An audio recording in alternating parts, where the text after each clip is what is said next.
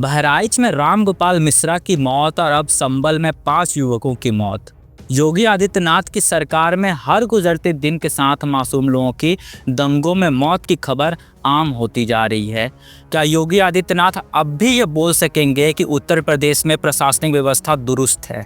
दोस्तों, संभल की शाही जामा मस्जिद को लेकर सर्वे कराने का आदेश जारी किया गया। एक पक्ष का दावा है कि बाबर ने हरिहर मंदिर को तोड़कर उसके ऊपर शाही जामा मस्जिद का निर्माण कराया था। इसको लेकर आर्कियोलॉजिकल सर्वे की टीम जैसे ही जामा मस्जिद के पास पहुंची, वैसे ही इसको लेकर दंगे भड़क गए। हालांकि मैं इस बात की पुष्टि नहीं करता हूं कि वहां पर मंदिर था या नहीं। इस बात का खुलासा सर्वे कराने के बाद ही हो पाएगा। लेकिन इस हिंसा में जो कुछ भी हुआ उसको साफ तौर पर रोका जा सकता था। इसमें कहीं न कहीं प्रशासनिक व्यवस्था की नाकामी साफ झलक रही है। दोस्तों, इस खबर की तह तक जाएंगे और इसके हर पहलू को समझने की कोशिश करेंगे, तो वीडियो को बिल्कुल भी स्किप मत कीजिएगा। दोस्तों, इस बात पर यकीन कर पाना भी मुश्किल है कि याचिका दाखिल करने के सिर्फ 2 घंटे बाद कोर्ट ने सर्वे का आदेश जारी कर दिया। सोचने वाली बात है दोस्तों, आखिर कोर्ट को किस बात की जल्दबाजी थी? बिना मुस्लिम पक्ष की बात सुने, बिना दोनों पक्षों के दलील को सुने, कोर्ट ने त्वरित सर्वे का आदेश दे दिया। इसको लेकर कई बड़े सवाल खड़े हो रहे हैं। क्या कोर्ट को बिना मुस्लिम पक्ष के दलील को सुने त्वरित सर्वे कराने का आदेश जारी करना चाहिए था? दोस्तों, साफ तौर पर प्लेसेस ऑफ वर्शिप एक्ट को नज़रअंदाज किया गया। क्या है प्लेसेस ऑफ वर्शिप एक्ट? इसको मैं बहुत सरल शब्दों में आपको समझाने की कोशिश करता हूँ। प्लेसेस ऑफ वर्शिप एक्ट 1991 साफ तौर पर कहता है कि 15 अगस्त 1947 के वक्त जिस भी धार्मिक स्थल का जो भी स्वरूप था उसे उसी स्वरूप में रहने दिया जाएगा। इस एक्ट को बनाने के पीछे की वजह थी राम जन्मभूमि को लेकर जो पूरे देश में सांप्रदायिक दंगे हो रहे थे, वो दोबारा से भविष्य में ना हो, इसको रोकने के लिए प्लेसेस ऑफ वर्शिप एक्ट 1991 बनाया गया था। लेकिन बार बार सांप्रदायिक सौहार्द बिगाड़ने के लिए इस एक्ट के खिलाफ जाकर आए दिन किसी न किसी मस्जिद का सर्वे कराने की मांग की जाने लगती है। दोस्तों, अब तक इस दंगे में, या यूं कहें मुस्लिम पक्ष और पुलिस के बीच हुए झड़प में 5 लोगों की मौत हो चुकी है और 30 से ज़्यादा पुलिस कर्मियों के घायल होने की खबर है। लेकिन किसी को क्या ही फ़र्क पड़ने वाला है। जिस देश में चुनाव जीतने के लिए बांटने काटने के नारे दिए जाते हों और उस नारे पर लोगों के वोट पड़ते हों, उस देश में मंदिर मस्जिद को लेकर सांप्रदायिक हिंसा से किसी को क्या ही फ़र्क पड़ने जा रहा है। कभी इन हिंसाओं में रामगोपाल मिश्रा जैसा कोई हिंदू युवक मारा जाएगा, तो कभी नौमान, बिलाल, नईम और कैफ जैसे मुस्लिम युवक मारे जाएंगे। दोस्तों, बताया जा रहा है कि पुलिस की फायरिंग में इन युवकों की मौत हो गई, जबकि पुलिस ने इसे सिरे से खारिज कर दिया है। पुलिस का दावा है कि उनके पास ऐसे कोई हथियार थे ही नहीं जिससे किसी की जान जा सके। पुलिस का दावा है कि उन्होंने रबर बुलेट से फायरिंग किया था, जबकि मारे गए युवकों की जान गोली लगने की वजह से हुई है। दोस्तों, इस घटना को लेकर कई बड़े सवाल खड़े किए जा रहे हैं, जो सीधे तौर पर कोर्ट के आदेश पर बड़े सवाल खड़े कर रहे हैं। क्या कोर्ट को इतनी जल्दबाजी में सर्वे का आदेश जारी करना चाहिए था, या पहले दोनों पक्ष को अपने अपने दलील रखने का मौका दिया जाना चाहिए था? दोस्तों, कोर्ट के फैसले को लेकर लोग आरएसएस चीफ मोहन भागवत के 2 साल पुराने बयान का हवाला दे रहे हैं। करीब 2 साल पहले मोहन भागवत ने ऐसे मुद्दे को लेकर बहुत बड़ी बात कही थी। मोहन भागवत ने कहा था कि हर मस्जिद में शिवलिंग क्यों ढूंढना। आपको मोहन भागवत का वो बयान जरूर से सुनना चाहिए। लेकिन रोज एक मामला निकालना नया, ये भी नहीं करना चाहिए। हमको झगड़ा क्यों बढ़ाना है? ज्ञानवापी के बारे में हमारी कुछ श्रद्धाएं हैं, परंपरा से चलती आई, हम कर रहे, ठीक है। परंतु हर मस्जिद में शिवलिंग क्यों देखना? अरे भाई, वो भी एक पूजा है, ठीक है, बाहर से आई है। लेकिन जिन्होंने अपनाई है वो मुसलमान, वो बाहर से संबंध नहीं रखते, ये उनको भी समझना चाहिए। यद्यपि पूजा उनकी उधर की है, उसमें वो रहना चाहते तो अच्छी बात है। हमारे यहाँ किसी पूजा का विरोध नहीं, सबकी मान्यता और सबके प्रति पवित्रता की भावना है। दोस्तों, इस याचिका को दाखिल करने वाले वकील हैं विष्णु शंकर जैन। ये जाने ही इसीलिए जाते हैं क्योंकि इन्होंने पहले भी इस तरह के कई याचिकाएं दाखिल कर रखी हैं। लेकिन सवाल इनसे ज़्यादा उठाए जा रहे हैं पूर्व चीफ जस्टिस DY चंद्रचूड़ पर। दरअसल करीब 2 साल पहले DY चंद्रचूड़ ने ज्ञानवापी के सर्वे को लेकर जो टिप्पणी की थी उसको एक मुख्य वजह के रूप में देखा जा रहा है। DY चंद्रचूड़ ने कहा था कि धर्म स्थल का धार्मिक चरित्र तय करना स्पष्ट रूप से प्रतिबंधित नहीं है। इस टिप्पणी के चलते बोला जा रहा है कि याचिकाकर्ताओं को एक लूप होल मिल गया है इस तरह के नए विवाद को खड़े करने के लिए।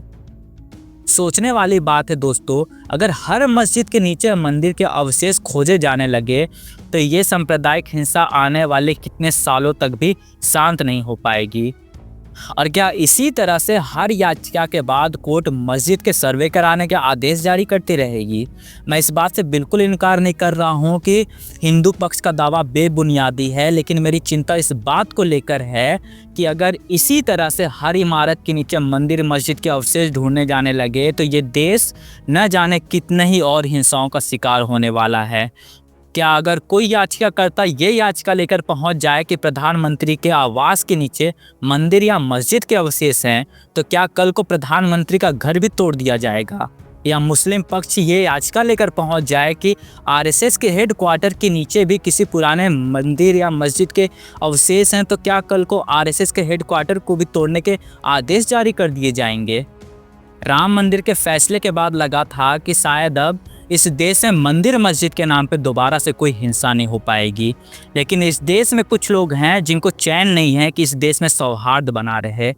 आए दिन किसी न किसी इमारत को लेकर याचिका दाखिल कर दी जाती है कि इसका सर्वे कराया जाना चाहिए। इस देश में करोड़ों इमारतें हैं जिनको किसी न किसी इमारत को तोड़कर बनाया गया होगा। तो इस देश में क्या इस देश की अदालतें आम जनता के केसेस को छोड़कर बस मंदिर मस्जिद की सुनवाई के लिए बैठेंगी?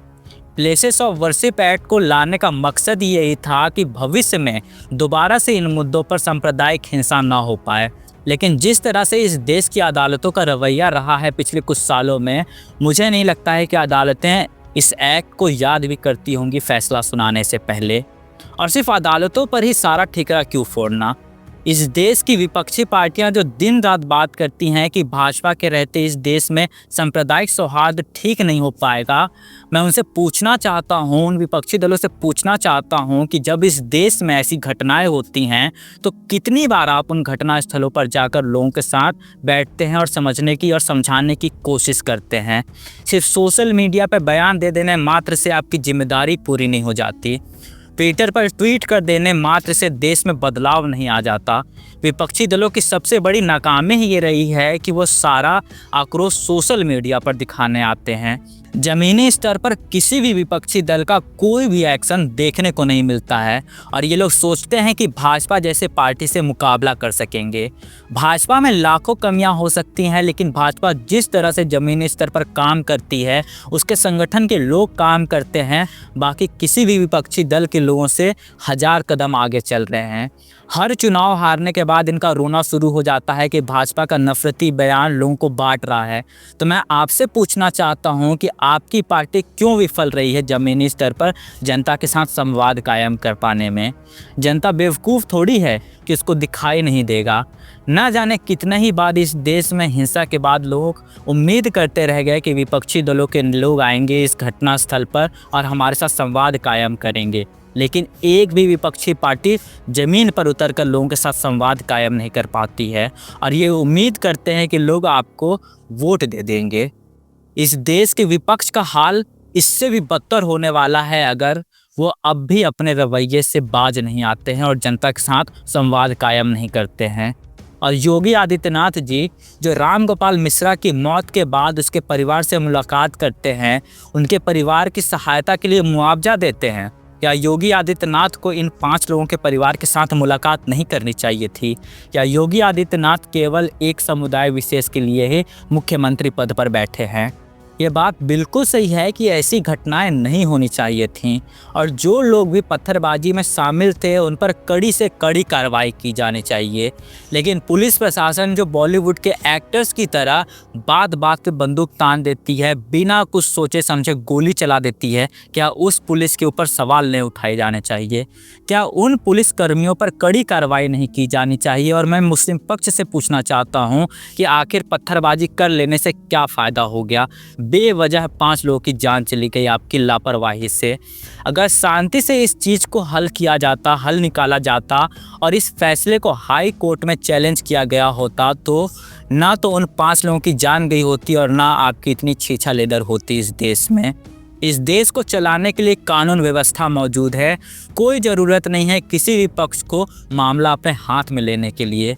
पत्थरबाजी मात्र से ही अगर इस देश में सारे मामलों का हल निकल रहा होता तो इस देश में संविधान और न्याय प्रक्रिया की कोई ज़रूरत ही नहीं थी।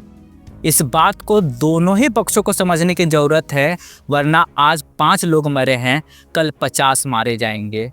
दोस्तों, आप क्या सोचते हैं इस खबर के बारे में? नीचे कमेंट बॉक्स में लिखकर बताइए। वीडियो को लाइक और चैनल को सब्सक्राइब करना ना भूलें।